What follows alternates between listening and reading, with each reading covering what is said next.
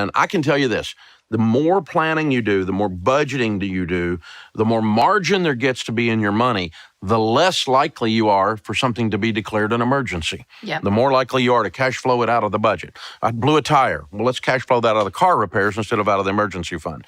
But you can't do that until you've been doing this a little while. That's right. The more you do this stuff, the more you've got everything dialed in, the more wiggle room there is in the budget.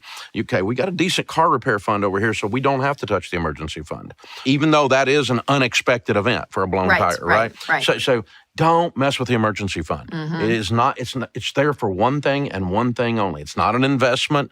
It's insurance to give your life peace. Yeah, and it's funny because once you have it around for a while, something does kind of like when you first have it and something happens, you're like, oh God, thank God it's there. And you use it and you got to replenish it and all of it.